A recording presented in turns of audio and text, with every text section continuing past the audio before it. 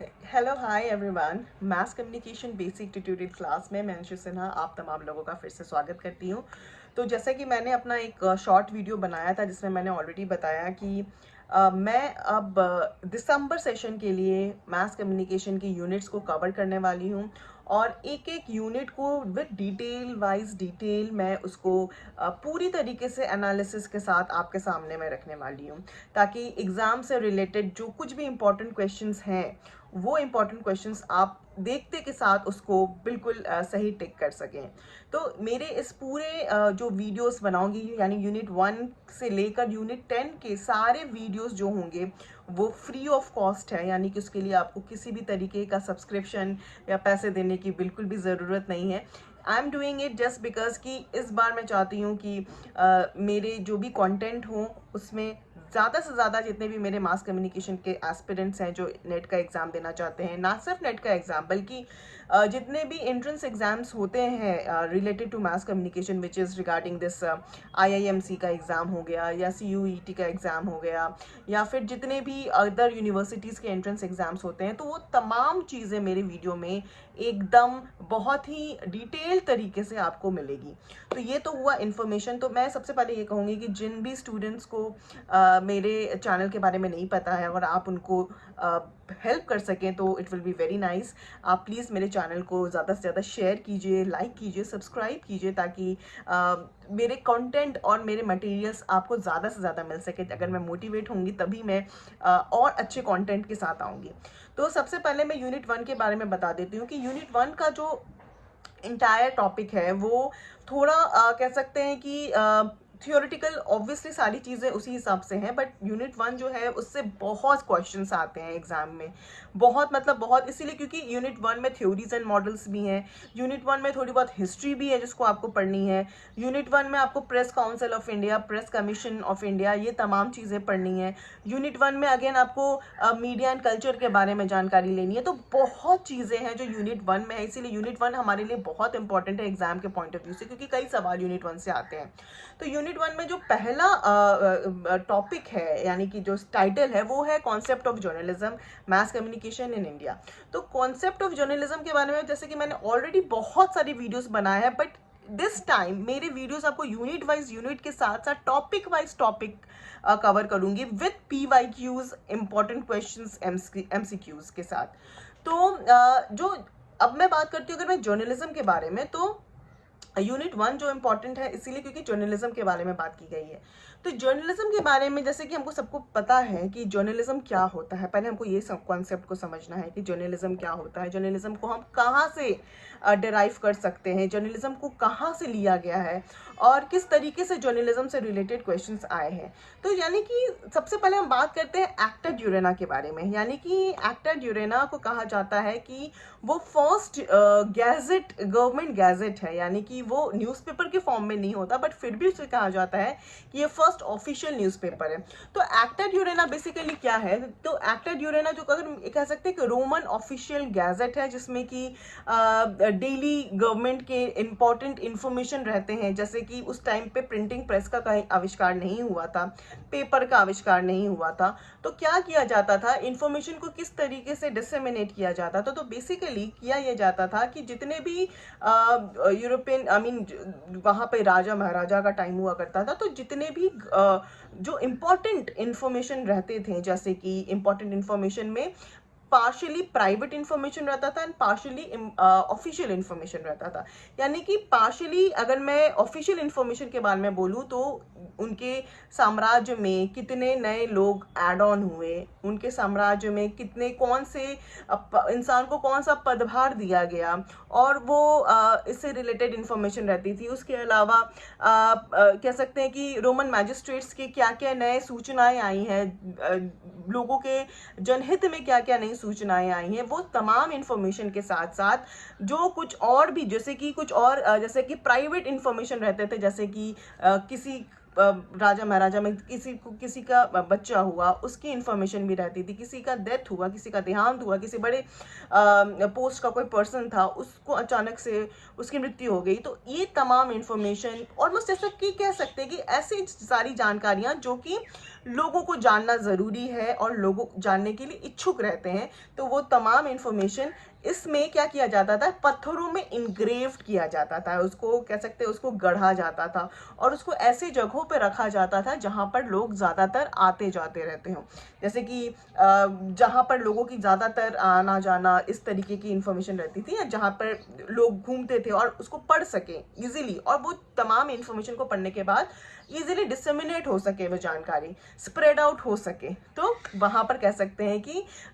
ऐसे जो इन्फॉर्मेशन रहते थे उसको कहा जाता था एक्टा ड्यूरेना। तो एक्टा ड्यूरेना कह सकते हैं कि ये एक तरीके का, एक्टा और ड्यूरेना का मतलब होता है, एक्टा मीन्स एक्टिविटीज और ड्यूरेना मीन्स डेली। तो डेली एक्टिविटीज जो भी होती थी उसको एक्टा ड्यूरेना कहा जाता था। और ये रोमन ऑफिशियल नोटिस हुआ करता था, इसको एक्चुअली एक न्यूज़पेपर नहीं कहा जाएगा, ये एक्चुअली एक नोटिस था बेसिकली, जहाँ पर नोटिस दी जाती थी, यानी कि जानकारी सूचनाएं दी जाती थी, जिसको बाद में कह सकते कि एक रूप दिया गया कि हाँ वो एक तरीके की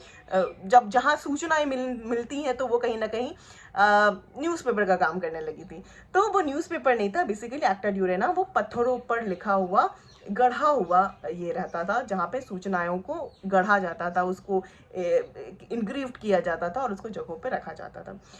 इस क्रम में कह सकते हैं जर्नलिज्म के क्रम में सबसे बड़ी क्रांति, सबसे बड़ा रिवॉल्यूशन तब आया जब जॉन गुटनबर्ग ने प्रिंटिंग प्रेस का आविष्कार किया। तो जैसे ही प्रिंटिंग प्रेस का आविष्कार किया तो कह सकते हैं कि एक बहुत बड़ा रिवॉल्यूशन क्रिएट हुआ प्रिंटिंग प्रेस के आने से। और प्रिंटिंग प्रेस के आने के साथ ही साथ कह सकते हैं कि एक लगातार एक वो क्रम अब बस चलता जा रहा है और लोगों को एक बहुत बड़ी एक उपलब्धि प्राप्त हो गई कि हाँ, अब मैं अपनी सूचनाओं को, जो लोग नहीं भी, अब जैसे कि वो सारी जगहों पे कई लोग जा पाते हैं, कई लोग नहीं जा पाते, लेकिन प्रिंटिंग प्रेस एक ऐसी चीज़ है जो अगर आपके घर में अखबार आ गया तो सिर्फ आप नहीं बल्कि कई आपके घर के सदस्य के और भी लोग पढ़ सकते हैं और सूचनाओं का जो भी सूचनाएं दी गई हैं वो प्राप्त कर सकते हैं। तो इसी तरीके से जॉन गुटनबर्ग जो है वो कह सकते हैं कि 1440 में उन्होंने प्रिंटिंग प्रेस को इन्वेंट किया और कह सकते हैं कि उसने एक ड्रास्टिक चेंज लेकर आए हैं पब्लिशिंग के क्षेत्र में। एक बहुत बड़ा रिवॉल्यूशन, एक बहुत बड़ा क्रांति कह सकते हैं कि ब्रेक थ्रू था जर्नलिज्म के पॉइंट ऑफ व्यू से कि हाँ, प्रिंटिंग प्रेस का आविष्कार किया गया। तो पहले क्या था कि इंफॉर्मेशन का आदान प्रदान होता था, पर होता ये क्या था कि बहुत पहले प्रिंटिंग प्रेस के आने के पहले की बारे में बता रही हूँ, सूचनाओं का आदान प्रदान उस वक्त भी होता था, लेकिन उस वक्त क्या होता था कि एक मूवेबल टाइप था। उस टाइम पे एक बहुत बड़ा सा मशीन हुआ करता था, मशीन भी नहीं कहूँगी क्योंकि वो मैनुअल बेसिस पे होता था, बट मशीन नहीं कहूँगी मैं उसको। तो वहाँ पर जो भी आपकी भाषाएं हुआ करती थी, तो वहाँ पर उसका कह सकते हैं कि क्यूब्स में कह सकते हैं कि यहाँ पर इस तरीके से उसमें उनकी लिपि को लिखा जाता था और उसके बाद उसको प्रेस किया जाता था, उसमें एक ऑयलिंग करके उसको इंक डालकर उसको बहुत हैवी तरीके से प्रेस करके उसको उठाया जाता था और उसमें वो छपाई हुआ करती थी। तो इस तरीके से पहले स्टार्ट हुआ था प्रिंटिंग प्रेस का जो सिलसिला, फिर धीरे धीरे धीरे धीरे तो इस टाइप जब ये मूवेबल टाइप प्रिंटिंग प्रेस का इन्वेंशन हुआ तो उसके बाद कह सकते हैं कि हाई क्वालिटी रिप्रोडक्शन हुआ प्रिंटिंग मटेरियल्स का। यानी कि जो मैं बता दूं कि 4000 पेजेस पर डे उस वक्त जब गुटनबर्ग ने इस्टेब्लिश किया था, इन्वेंट किया था, तो 4000 पर पेज एक दिन में प्रिंटिंग प्रेस के माध्यम से पब्लिशिंग चीज़ें निकाली जाती थी। तो ये तरीका हुआ। उस वक्त पॉलिटिकली प्रिंटिंग प्रेस का इस्तेमाल नहीं किया गया था क्योंकि उस वक्त उतनी पॉलिटिकल इन्फ्लुएंस नहीं था। तो उस वक्त क्या हुआ करता था, लोग जो थे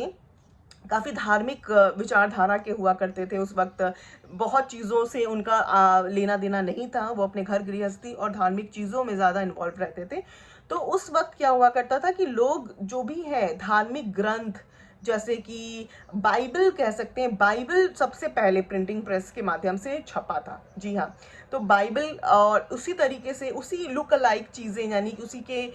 इन लाइन बहुत सारी तमाम और चीज़ें थी जो कि पब्लिश की जाती थी। और उस वक्त क्रिश्चियनिटी को बहुत प्रोपागेशन था, तो उस टाइम पे उस चीज़ को बढ़ावा देने के लिए काफ़ी किताबों का पब्लिश कराए गए थे और कई किताबें जो थी वो लोगों को बांटी जाती थी। तो इस तरीके से कह सकते हैं कि धार्मिक चीज़ों से प्रिंटिंग प्रेस की स्टैब्लिशमेंट हुई और उसके बाद गवर्नमेंट ने उसको किस तरीके से हाईजैक किया प्रिंटिंग प्रेस, और किस तरीके से गवर्नमेंट ने, सरकार ने अपने अपने हित के लिए उसको यूटिलाइज किया। It is all together